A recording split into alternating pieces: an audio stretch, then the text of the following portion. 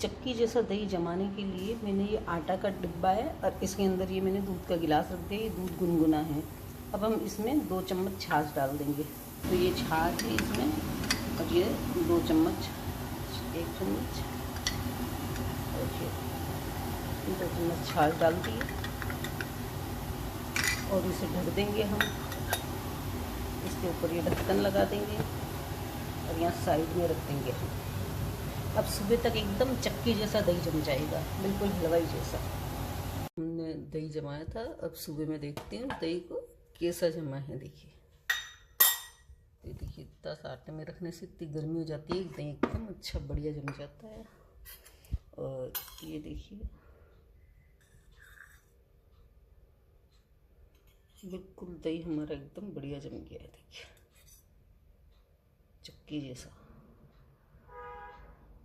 तो आप भी इसे जमा सकते हैं दही। अगर पसंद आए तो लाइक करें, शेयर करें, सब्सक्राइब करें।